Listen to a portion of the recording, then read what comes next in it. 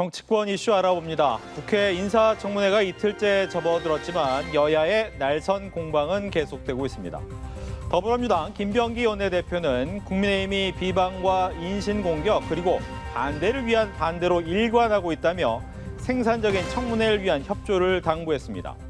이에 국민의힘 송원석 원내대표는 여당이 후보자 검증을 회피하며 청문회 파행을 유도하고 있다면서 여당이 정정당당하게 청문회에 임할 것을 촉구했습니다.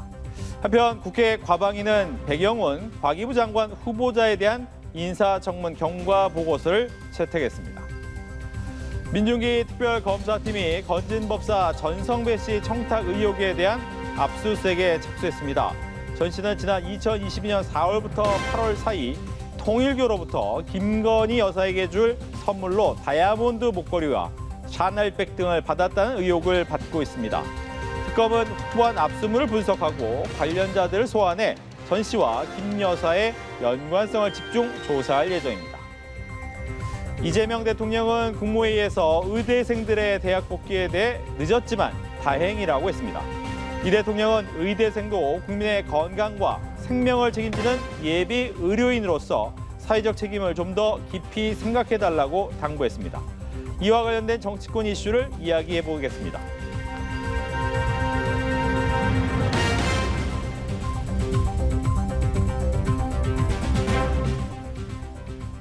장윤미 전 더불어민주당 법률위 부위원장, 이재영 국민의힘 강동월 당협위원장 두 분과 함께합니다. 안녕하십니까? 네, 안녕하세요.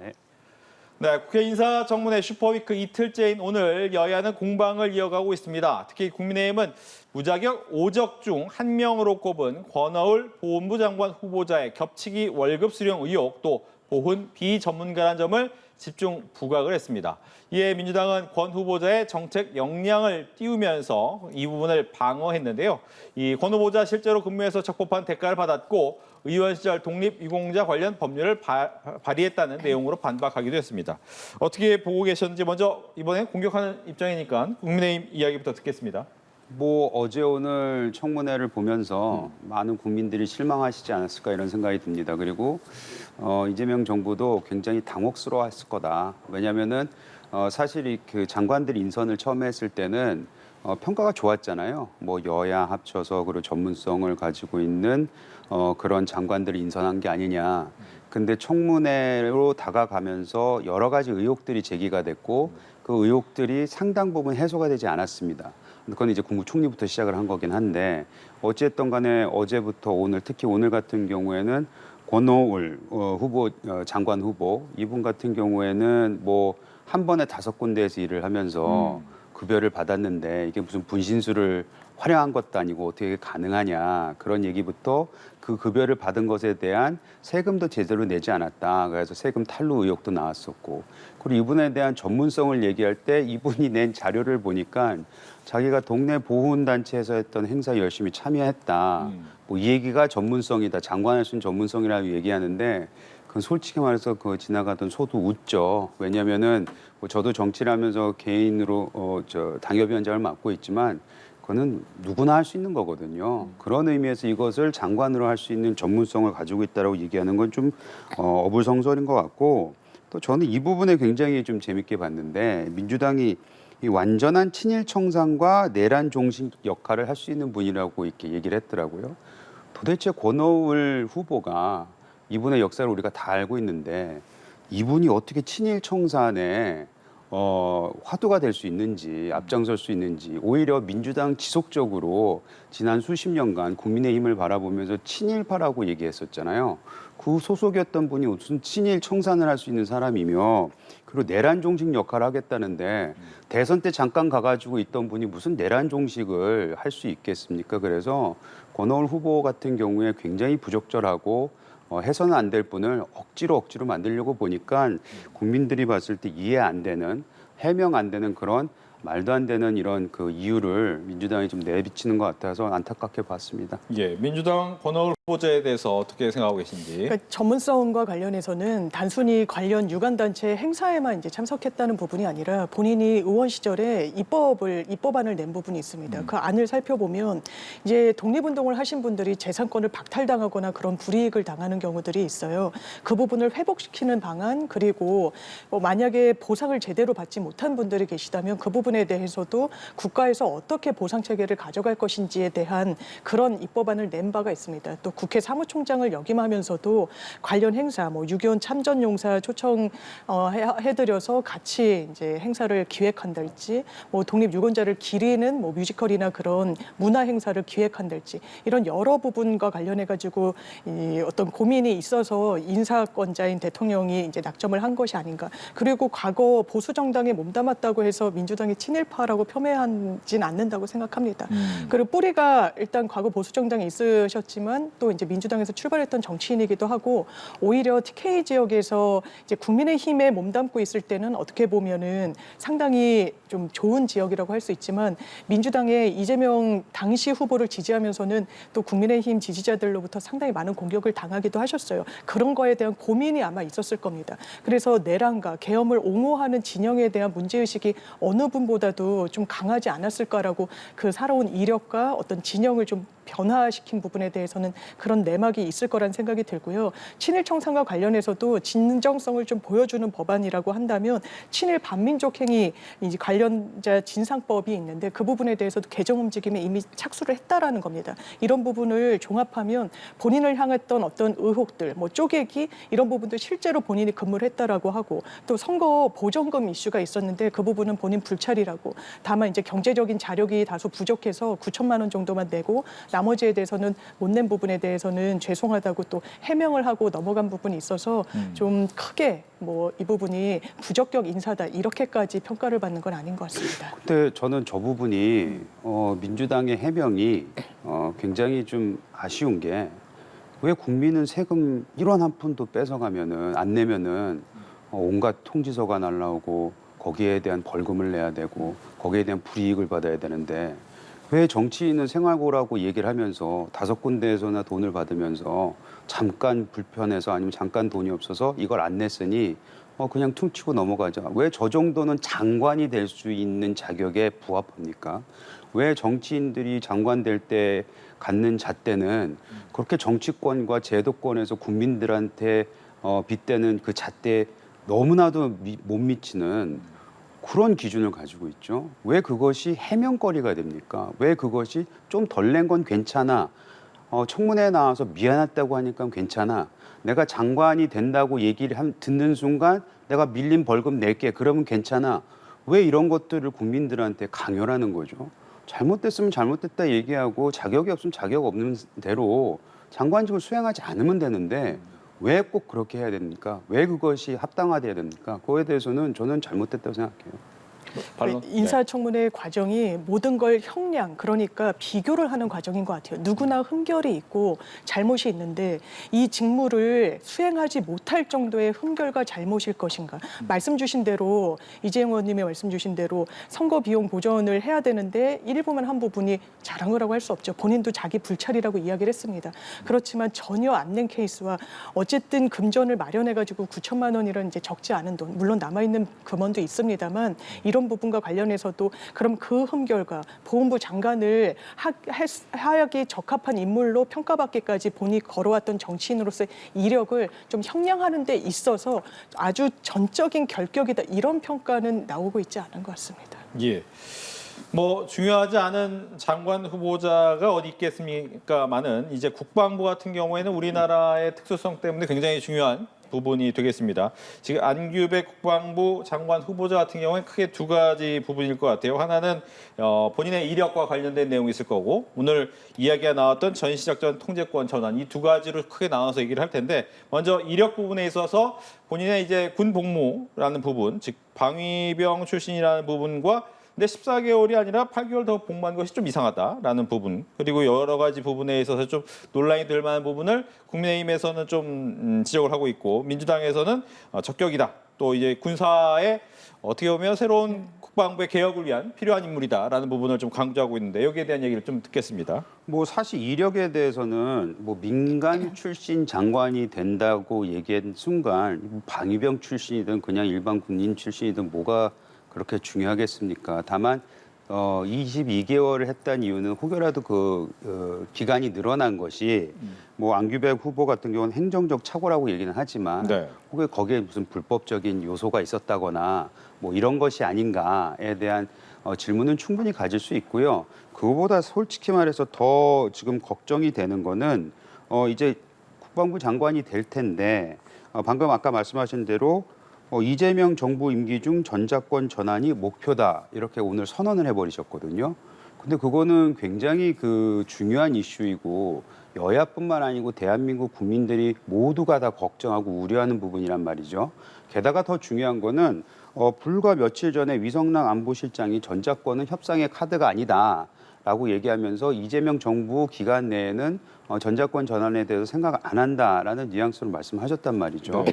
그럼 안규백 후보가 결국 장관이 되면 정부의 일원이 될 텐데 어떻게 이재명 정부 청와대가 아니죠 아직까지는 대통령실에서는 전자권 전환이 생각이 없다고 생각을 하고 국방부 장관은 전자권 전환을 반드시 임기 내에 하겠다고 이 미스매치가 어찌 보면 굉장히 큰 혼선을 가지고 올 수도 있고 그 혼선은 국내뿐만 아니고 해외에서 우리 동맹들이 바라보는 그리고 이 상황들을 유심히 지켜보고 있는 국제안보 관계에서 봤을 때 이게 도대체 어떤 메시지가 맞나 이런 혼선을 주는 것에 대해서는 매우 우려를 할 수밖에 없는 상황 아니겠습니까?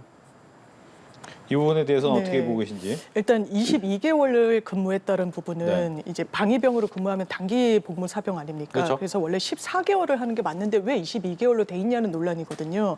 근데 14개월을 마치고 이제 학교에도 복학을 하고 그랬는데 병무청에서 연락이 왔다는 거예요.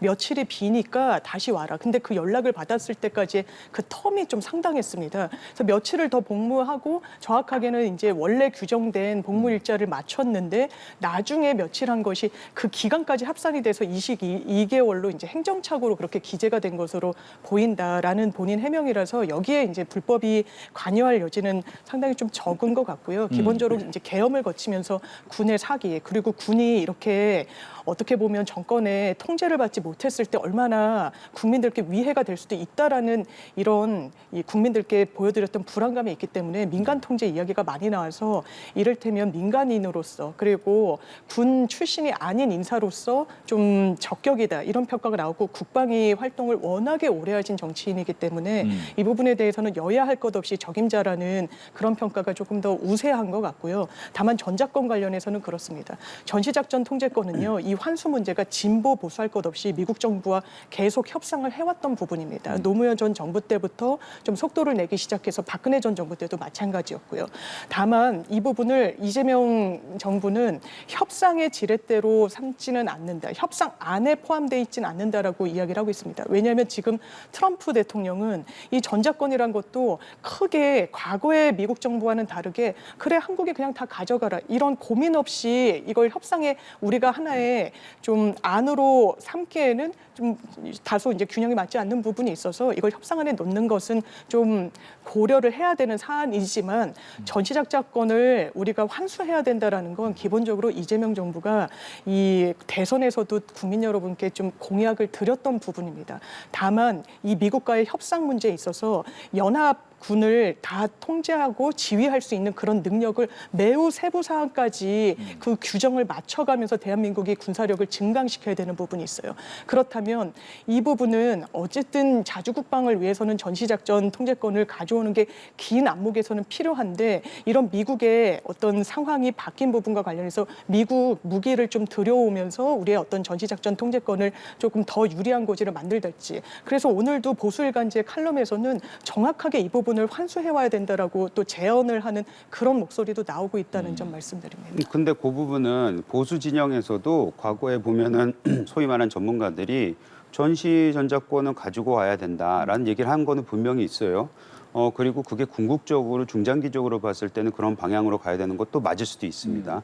근데 방금 말씀하셨듯이 이 준비하는 기간과 준비해야 되는 내용이 꽤 복잡하고 이게 쉽게 되는 일이 아닙니다. 하루 이틀 만에 되는 게 아니거든요. 근데 지금 안규백 후보 같은 경우에는 이 정권 내에 반드시 완수하겠다 이렇게 선언을 해버렸어요. 그럼 앞으로 이제 5년 내에 이것을 하겠다는 건데 그 어떤 군사 전문가한테 물어보더라도 5년 내에 할 수 있는 건 거의 불가능하다 이런 얘기를 합니다.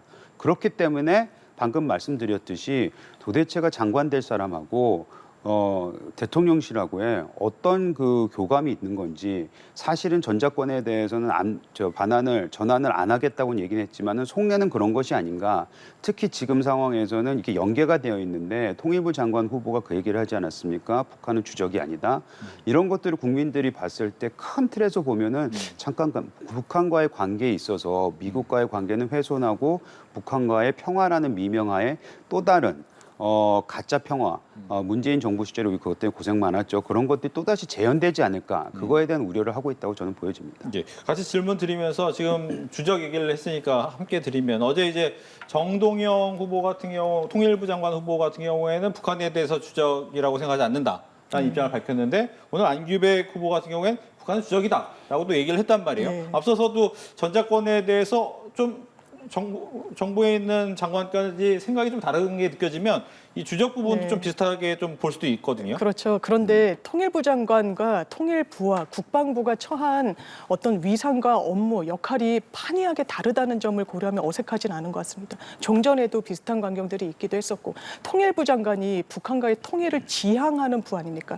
대화를 모색하고 소통을 모색하고 뭐 이산가족 상봉이랄지 여러 그런 부분을 성과를 내야 되는 그런 숙제가 있는데 북한은 주적이다라고 이야기하는 순간 업무 범위가 상당히 협소해질 수밖에 없는 그런 어떤 정치적인 상황이 있습니다. 통일부 장관이 북한이 주적이라고 이야기하기는 상당히 어려운 국면이 부분이 있는 것 같고요. 그런 부분을 전에도 통일부 장관을 역임했던 정동영 후보자가 모를 리 없기 때문에 어떻게 보면 이런 맥락의 발언이 나온 것이 아닌가. 하지만 국방부는 다르죠. 왜냐하면 대한민국 헌법에도 북한은 우리 국가의 일뿐이고 북한도 그래서 국민이라고 부르지 않습니다. 주민이라고 부르는 거죠.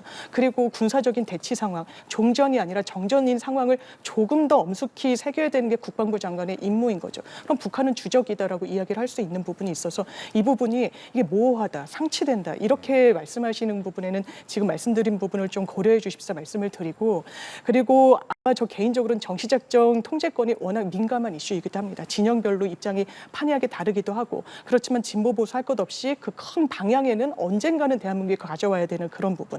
그렇기 때문에 아마 이게 협상적으로는 그러면 위성락 실장이나 아니면 대통령실에서는 이 부분에 대해서 우리는 협상 안에도 포함되어 있지 않고 협상의 하나의 어떤 수단으로도 강구하지 않겠다고 하지만 국방부 장관은 모색해보겠다라고 하는 게 협상적인 전략적인 측면에서 나쁜 것인가라는 좀 생각은 듭니다.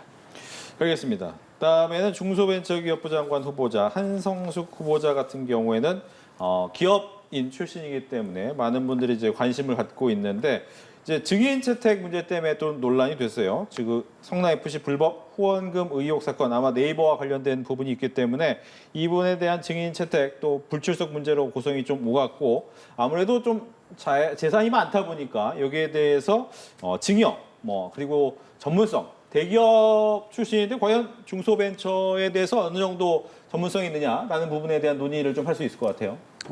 그 전문성 대기업 출신이긴 하지만 네.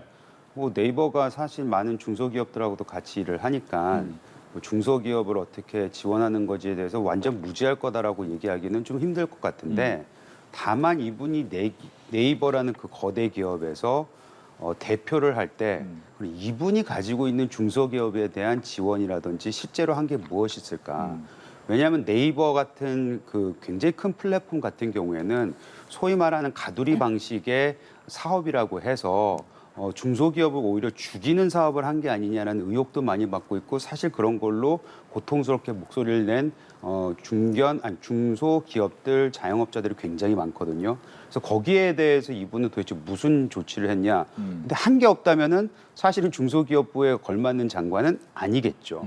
뿐만 아니고 지금 현재 21년 5월이었죠. 그 네이버의 한 개발자가 직장 내 괴롭힘을 호소하다가 이제 스스로 목숨을 끊은 사건이 있었습니다. 당시 이분이 대표로 있었는데 중요한 건 뭐냐면 이 개발자가 그 사전에 직장 내 괴롭힘에 대해서 많은 호소를 했는데 그걸 네이버의 소위 말하는 운영진이 완전히 무시하고 그 어떤 조치도 안 했고 오히려 직장 내 괴롭힘에 대해서 뭐 의혹을 제기하거나 거기에 문제점을 제기한 사람한테 불이익을 줬다 이런 얘기가 있거든요. 그래서 그거에 대해서 사실 그 당시에 기소까지 된 걸로 전 기억을 하고 있는데 그럼 그 당시에 대표로서 직장 내 괴롭힘을 전혀 해결하려고 하지도 않았고 오히려 이거를 묻어두려고 했던 사람이 과연 장관직으로서 적절하느냐. 지금 현재 강선 의원 같은 경우도 갑질 가지고 굉장히 문제가 되고 있잖아요. 그 갑질한 게 결국엔 직장 내 괴롭힘의 한 종류 아니겠습니까? 그래서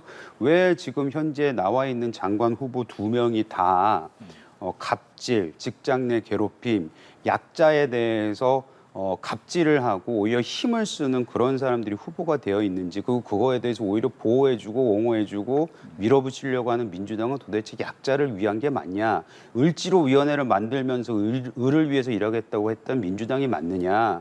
여기에 대해서는 많은 국민들이 궁금증을 자아내고 있지 않겠습니까? 이 네이버 출신의 한성숙 중소벤처기업부 장관 후보자에 대한 이야기였습니다. 그러니까 기업에 있으면서 오히려 이제 중소기업과는 더 이 부분에 경쟁력을 좀 저해하고 이런 업무에 좀 집중했었던 거 아니냐라고 말씀 주셔서 연관해서 말씀을 드리면 오늘도 아마 비슷한 취지의 질의들이 좀 있었습니다. 대기업에 있었기 때문에 중소기업의 어떤 고충이나 주무부처 장관으로서 적임자냐 관련해서 본인이 이런 그런 플랫폼 온라인 그런 전환과 관련해서 소상공인을 지원했던 이력이 있고 그 당시에 네이버에서 지원했던 프로젝트 중에 뭐 프로젝트 꽃이라는 부분이 있었다는 겁니다. 그러니까 전통시장도 저도 뭐 자주 갑니다만 보면 상당히 경쟁력이 있죠. 사람들이 좋아할 만한 요소들이 있는데 이 부분이 온라인이나 다른 통로를 통해 가지고는 많이 알려지지 못하는 부분이 있어요. 상인분들이 그런 정도까지 여력이 미치지 못하는 부분도 있고 그래서 온라인 그리고 모바일 플랫폼을 활용해 가지고 조금 더 이 소상공인들한테 지원이 되도록 그리고 다른 수익을 창출할 수 있는 기회가 제공되도록 하는 프로젝트를 했고 실제로 성과가 있었어서 본인이 중소기업 벤처기업부의 이 수장이 되면 소상공인 전통시장의 어떤 활성화를 위해서 이 부분을 다시금 지원하도록 해보겠다. 아마 이 부분에 대해서는 여야 뭐 진영의 논리도 아니고 당연히 필요한 부분 아니겠습니까? 이런 부분과 관련해서는 그 누구보다 적임자고 전문성이 확보된 인사라고 할 수 있겠고 또 뿐만 아니라 여러 이제 기업과 관련해서 또 본인이 경험을 했던 부분이 있었기 때문에 평생을 기업인으로 살았기 때문에 기업 간의 분쟁이 있으면 하세월입니다. 법원까지 가고 이러면 다 그게 시간이고 비용이 들고 효용성이 떨어지기 마련이죠. 방어하는 데도 돈이 들고 이렇기 때문에 아주 조속하게 분쟁을 해결할 수 있는 그 지원책도 마련하겠다. 그리고 이재명 정부에서 표방하고 있는 이런 지역 균형 발전과 관련해서도 지역에 그러면 어떤 중견기업이든 중소기업이든 상주하고 정주할 수 있는 인원들이 계속해서 있을 수 있도록 그 방책을 강구하는 그런 노력을 기울이겠다라고 이야기한 부분이 저는 참 이제 적임자라는 부분, 전문성이 확보된 부분을 국민들께 설득시켜 드리는 과정이 아니었나 생각이 듭니다. 네. 환경부 장관 후보자까지 이야기하겠습니다. 김성환 환경부 장관 후보자는 결국 탈원전 정책을 가지고 얘기가 될 것 같은데 여기에 대한 얘기 듣겠습니다. 뭐 이분의 오늘 얘기를 들어보니까 네. 탈원전 정책을 추진하지 않겠다고 했던 그 말은 참 다행이라고 생각해요. 왜냐하면 이분 같은 경우에는 구청장 출신이시죠. 문재인 정부 시절에 탈원전 해야 된다. 뭐 이렇게 굉장히 여러 번 주장을 했던 사람인데 최소한 지금 장관직에 맡게 되면서 장관으로서 국가를 위해서 탈원전 정책은 하지 않겠다. 오히려 뭐 에너지 믹스를 제대로 구현하겠다. 요 얘기를 한 건 전 다행이라고 얘기 들었습니다. 알겠습니다. 네, 마찬가지 생각이 들고요. 이제 노원구청장일 때 그 당시에 탈원전에 어떤 목소리를 높였던 부분은 그 당시에 일본 후쿠시마 원전 사고가 있었기 때문에 그때는 대단히 많은 또 정치인들이 그리고 지자체장들이 이런 부분에 대한 문제의식을 드러냈습니다. 이제 책임 있는 수장으로서 환경부의 이제 부처 장관으로서 그렇다면 에너지 전략을 고민해야 되는데 현실적으로 원전이 대한민국에 있고 원전 경쟁력이 상당히 부분이 좀 있습니다. 전 세계적으로도 수주도 많이 하기도 하고. 그렇다면 이 부분을 완전히 놓쳐버리는 것이 맞는가? 그리고 다른 국가도 이른바 에너지 믹스, 그러니까 재생에너지도 당연히 뭐 아리백이나 여러 세계적인 추세에 맞춰 나가야 되는 부분이 있지만 원전이라는 부분도 그러면 같이 혼용해가지고 대한민국의 에너지 정책을 쓰겠다. 그리고 지난 정부의 정책을 다 지우고 갈 수는 없는 거 아니겠습니까? 윤석열 정부 때 이미 원전 2기를 새로 짓기로 한 부분이 있습니다. 그런 부분과 관련해서도 이미 프로세스가 진행되고 있기 때문에 그걸 완전히 원점화할 수도 없는 그런 현실을 다 종합하면 현실적인 대안을 주무부처 장관으로서 적절히 제시한 것 같습니다. 예. 뭐 어제부터 인사청문회가 시작이 됐는데 뭐 논란이 된 후보도 있겠지만 논란 와중에도 첫 번째로 합의해서 이 경과보고서가 채택된 사람도 있습니다. 배경은 과기부 장관 후보자는 청문 보고서가 채택이 됐어요. 합의해서 채택이 됐는데 어떻게 보셨는지 이번에는 민주당부터 네. 듣겠습니다. 이력에 있어서 AI 전문가라는 데에는 이론의 여지가 없고요. 이게 다만 뭐 자녀와 본인의 주식 문제 이 부분도 회사를 나오면서 정확하게 정리를 했다라고 해서 의혹이 좀 해소된 측면이 있고 또 군복무 문제가 또 제기가 됐었습니다. 왜냐하면 전문 연구요원으로 복무를 하는데 그때 미국에서 MBA를 땄거든요. 근데 그 부분도 어떻게 미국을 갔냐라고 한 부분에 대해서 온라인으로 수강을 하고 그 부분으로 딸 수 있는 MBA 과정이었기 때문에 군복무와 상충하지 않았다. 두 가지를 이제 같이 할 수 있었다라고 하면서 여야에서 큰 어떤 이론 없이 이제 인사청문회안이 채택이 된 것 같고요. 특히나 AI 서버링 관련해서 대한민국이 AI 산업과 관련해서 상당히 좀 지체되고 이미 출발선이 늦은 부분이 있습니다만 이제는 전 국가적인 지원책을 아끼지 말아야 되고 AI와 관련한 접근성도 모든 국민들이 접근 가능하도록 하는 방안을 좀 구상하고 있기 때문에 이 부분에 대해서도 강력한 의지를 표방한 부분이 여야 모든 청문위원에게 긍정적으로 평가받은 것 같습니다. 전문성 인정받았고요. 이분은 뭐 장관 될 생각은 없었겠지만 법을 잘 지키고 온 사람 같다. 이런 사람이 장관 되는 거에 대해서는 그 누구도 반대하지 않는다라는 것을 보여준 좋은 사례라고 생각합니다. 알겠습니다. 이렇게 합의가 돼서 통과한 경우도 있지만 아직까지 오늘까지 계속 논란이 되는 사람도 있습니다. 어제 여야가 가장 강하게 충돌한 곳이 바로 이 보좌관 갑질 의혹이 제기된 강선우 여성가족부 장관 후보자 청문회였는데 오늘도 공방이 이어졌습니다. 발언 듣고 대담을 이어가겠습니다. 그런 사실을 말하는 태도가 더 중요하지 않았나라는 생각이 드는데 저는 강 후보자가 그런 점에서는 뭐 시종일관 혹시나 그런 상처를 받았을 분들에 대한 사과 이런 부분들을 계속 했던 부분이 더 중요하다고 생각하고 국민들께서 어떻게 바라봐 주셨을는지 좀 저희들은 말 그대로 시험을 보는 입장이고 이거를 바라보는 또 채점관들은 좀 뭐 언론이나 국민들께서 계시니까 그런 거 부분들도 좀 함께 살피면서 저희들도 의견을 좀 모아보겠습니다. 어제 청문회 결과를 보니까 음식 쓰레기는 그것이 음식 쓰레기가 아니라 다 먹지 못하고 남겨놓은 것이다 라고 얘기했답니다. 국민들은 실소를 금치 못하고 있습니다. 현관 앞에 박스를 내놓았으니 지역구 사무실 건물로 가져가 버리라 라고 지시했는 상황이 사실 확인되었습니다. 이쯤 되면 본인이 알아서 거취를 판단해야 될 것으로 생각합니다. 네, 뭐 보좌진 갑질 의혹, 또 거짓 해명, 과거 임금체불 논란까지 국민의힘 입장에서는 안 된다라는 입장인 거죠? 아니 박상혁 저 수석 부대표가 나와서 저 청문회를 보면서 국민들이 뭐 좋게 판단하지 않겠냐 뭐 이런 뉘앙스로 말씀하신 것 같은데 어제 아침에 어제 오전에 그 아침 시사 프로그램들 많잖아요. 거기 뭐 여야 패널들이 나와서 4명인가 있었는데 그 4명이 다 그런 얘기를 하는 거예요. 오늘 강선우 후보자는 눈물을 흘릴 것이다. 다들 이렇게 얘기를 했어요. 실제로 눈물을 흘렸잖아요. 그러니까 이 내용에 대해서 그분이 왜 눈물을 흘렸고 그런 상황밖에 될 수 없는지가 중요한 게 아니고 모두가 강선우 후보에 대한 인식을 이미 가지고 있어요. 그 인식이라는 거는 강선우 후보가 지금까지 국회의원을 재선을 하면서 그 안에서 쌓아왔던 그 안에서 켜켜이 쌓았던 그분에 대한 소문, 뭐 그분에 대한 평가 이런 것들이 다 포함이 되어 있다고 봅니다. 그게 여실히 드러나는 게 뭐냐면 지금 그 보좌진 갑질에 대해서 얘기가 나왔는데 만약 갑질의 사실이 아니라면은 보좌진들이 들고 일어나서 우리 의원님 그런 사람 아닙니다. 굉장히 괜찮은 사람입니다. 저기 지금 이 의혹을 제기하고 있는 전직 보좌관들이 잘못된 사람들입니다. 이 사람들이 악의를 가지고 있습니다. 이래야 되는데 그분을 보호하고자 하는 얘기가 나오는 곳이 단 한 군데도 없습니다. 오히려 왜 더 세게 강선우 후보자에 대해서 비판을 해야 될 걸 안 하고 있느냐라는 얘기들이 오히려 좀 터져나오고 있거든요. 결국에는 이분이 지금까지 보여줬던 모습은 위선이 아니냐 이런 부분에 대해서 많은 분들이 동의를 하고 있어요. 민주당 의원들만 거기에 대해서 동의하지 않고 있습니다. 앞서 제가 말씀드렸죠. 을을 위해서 을지로라는 위원회까지 만든 곳입니다. 근데 국회에 있어서는 을이라고 볼 수밖에 없는 국회 보좌진, 본인들은 동지라고 항상 부르면서 지켜세우던 그 동지들이 갑질을 당했는데 거기에 대해서 위원들이 오히려 보좌진들에 대해서 비판을 하고 그 얘기도 나왔었죠. 법적으로 조치할 수도 있다라는 뉘앙스까지 풍겼습니다. 갑질 중에 그런 갑질이 어디 있습니까? 그래서 강선우 후보가 어제 나와서 했던 해명은 해명이 된 게 아무것도 없고요. 태도도 잘못됐다. 왜? 그 중간중간에 거짓 해명을 했다는 게 드러나지 않았습니까? 그리고 그 거짓 해명은 앞으로 더 나올 수도 있다고 SBS에서 단독으로 나왔는데 텔레그램인가요? 그 대화방에 대한 여러 가지 자료들이 있다고 합니다.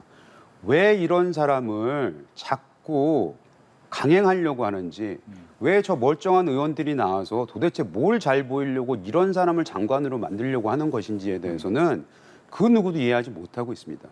알겠습니다. 그래서 갑질에 대해서는 본인이 어떻게 보면 이제 의원님께서는 뭐 부적절했다고 하시지만 낮은 자세로 좀 본인으로서는 사과를 드린 것 같고 사죄를 드리고 해당 보좌진께도 여러 차례 사과의 메시지를 냈습니다. 법적 조치 한 적도 없고 하지도 않을 예정이라고 다시금 밝히기도 했고요. 다만 이제 눈물과 위선을 좀 연결지어서 비판하시는 데에 대해서는 좀 한 말씀 드리고 싶은 게 이제 강선우 의원이 발달 장애가 있는 아이를 키우고 있습니다. 그리고 자녀와 관련해서 이제 청문회 과정 중에 이야기가 나왔죠. 그러니까 여성가족부라는 게 기본적으로 어떻게 보면 이게 많은 업무가 한부모 가정에 대한 지원책, 그러니까 대한민국의 주류가 아니라 비주류, 소수자 이런 부분에 대해서 더 마음과 눈길이 가야 되는 부처인 부분이 많습니다. 그러니까 아이를 키우면서 어떤 고충이나 이런 부분을 언급하면서 본인이 좀 눈물을 흘릴 뻔한, 그러니까 눈시울을 좀 붉히는 장면이 있었습니다. 그런데 이제 국민의힘의 청문위원들께서 저거 감정 잡는 거 봐라라고 대단히 폄훼하는 발언을 하셔서 저는 그건 대단히 부적절하다.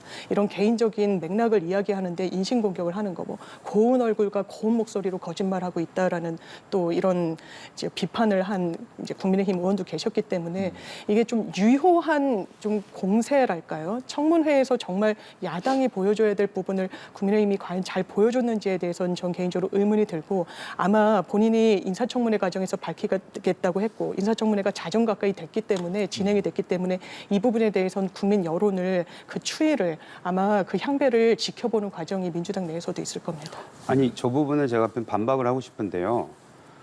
본인이 가지고 있는 가족의 아픔을 지적하는 게 아니에요. 그만큼 약자 또는 사회적으로 보호받아야 될 사람에 대해서 본인 스스로가 본인 가정에서 직접 실천해오고 그거에 대해서 느낀 게 있으면 남의 자식 귀한 것도 알아야죠. 그 갑질당한 보좌진은 엄마 아빠가 없는 사람들입니까? 형제 자매가 없나요? 그분들은 결혼해서 자식이 없는 사람들이었을까요? 그런 사람들에 대한 갑질에 대해서는 장관 후보가 됐으니 지금 사과하면 끝이다. 퉁치고 넘어가자. 지금 국민정서를 보면은요. 아까 우리가 여러 가지 청문회에 대해서 부적절한 부분 얘기했습니다. 뭐 세금 탈루도 얘기했었고요. 뭐 저 국무총리 시절에는 어떻게 도대체 플러스 마이너스가 맞지도 않은 이 임금을 이렇게 재산이 형성이 됐냐 그런 얘기도 했지만 그런 건 넘어왔어요. 하지만 국민정서에 이 갑질만큼 받아들일 수가 없는 거예요. 근데 그걸 왜 이렇게 밀어붙이는 거죠? 도저히 이해가 안 갑니다. 그렇게 되면 이렇게 질문 드릴게요. 결과적으로 강선우 후보자는 임명이 될까요? 저 개인적으로는 좀 세모표인데 다만 이제 보도에 따르면 민주당에서는 그래도 한번 기회를 주는 것이 낫지 않겠냐. 어제 인사청문회를 보고 그런 기류가 조금은 더 우세하다는 뭐 보도도 나오고 있어서 다만 이제 아까 말씀 주신 추가 의혹과 관련한 본인의 해명이 나와야 될 거라고 생각하고요. 그 부분까지 보고 최종적인 판단이 있지 않을까 생각합니다. 어떻게 생각하십니까? 저는 X가 돼야 된다고 생각을 하는데 민주당 내에서 저 의원들이 나와서 하는 얘기를 보면 억지로 O를 만들지 않을까 심히 걱정이 됩니다. 알겠습니다. 어떻게 결정이 될지 또 봐야 될 것 같고 윤석열 전 대통령에 대한 특검 관련된 얘기까지 하겠습니다. 앞서 저희가 이제 중간에 속보로 전해드렸습니다. 2차 강제 구인에 나섰지만 이제 오늘도 응하지 않았다. 즉 윤 전 대통령 같은 경우에는 결과적으로 여기에 대해서 계속 응하지 않을 생각인 것 같은데 어떤 생각인 것 같습니까? 아마 법률적으로 항변을 하는 게 무의미하다고 판단을 내린 것 같아요. 왜냐하면 영장실질 단계까지는 엄청 적극적으로 이야기를 합니다. 적극적으로 이야기를 하면서 사실상 이제 거짓 변론 논란도 일어나기도 했죠. 왜냐하면 본인의 지시를 받았다는 사람들과 이를테면 경호처 차장이나 아니면 대통령실 부속실장이나 완전히 거짓말쟁이로 몰면서 본인 항변에 나섰거든요. 적극적으로. 근데 그거를 사실상 포기한 것으로 보입니다. 왜냐하면 이 부분 구속이 됐죠. 그 당시에는 조금이라도 구속 가능성을 낮춰보려는 어떤 의도나 의지가 있었던 것 같습니다. 하지만 본인이 특검을 과거에 진두지휘하기도 했었고 구속 기소는 초읽기에 들어간 상황에서 더 이상의 본인 항변을 하는 것이 오히려 자승자박이 될 수도 있고 크게 유리하지 않다. 그리고 아마 법리적으로 판단하면 본인이 평생 법조인으로 또 검찰로 살아왔기 때문에 본인이 처한 법률적인 상황은 그 누구보다 잘할 겁니다. 그래서 이런 식의 어떤 구속은 구금과 구인을 같이 통칭하는 개념이기 때문에 강제 구인을 할 수 있다는 걸 알면서도 이렇게 버티기로 일관하고 있는 게 아닌가 생각됩니다. 네, 어떻게 보시는지요? 뭐 전 법조인 출신이 아니라서 이 뭐 버티게 들어갔을 때 어떤 법리적인 뭐 혜택이 있을지 잘 모르겠습니다. 다만 본인 스스로가 강제 구인을 여러 번 한 경험이 있는 분일 거 아니에요. 그런 의미에서 과연 이걸 버티게 했을 때 본인에 대한 시각이 안 그래도 굉장히 실망감이 큰 이 국민들에게 어떤 메시지를 전달하는지 좀 고민을 다시 해주셨으면 좋겠다는 생각이 들고요. 이미 벌써 이 계엄과 탄핵 관련 특히 계엄 이후에 있었던 여러 가지 일에 대해서 그 밑에 있던 부하들은 다 들어가 있잖아요. 그리고 거기에서 나오는 진언들을 보면은 이미 벌써 다 등을 돌렸습니다. 윤석열 전 대통령에게 유리한 진술이 나오지 않고 오히려 바뀌고 있죠. 이런 것만 보더라도 뭐 굉장히 뭐 속으로 느끼시는 게 많을 것 같은데 지금 상황에서 만에 안에 이것이 법리적인 판단에서 재판을 유리하게 이끌고 나가기 위함이라면은 뭐 방어권이라는 게 있으니까 그럴 수도 있겠지만 좀 정정당당하게 이거에 맞서는 모습이라도 마지막에 보여주시는 게 낫지 않을까 저는 그런 생각이 좀 드네요. 네, 이렇게 해서 두 분과 함께 정치권 이슈 이야기 나눠봤습니다. 오늘 얘기 잘 들었습니다. 고맙습니다. 감사합니다.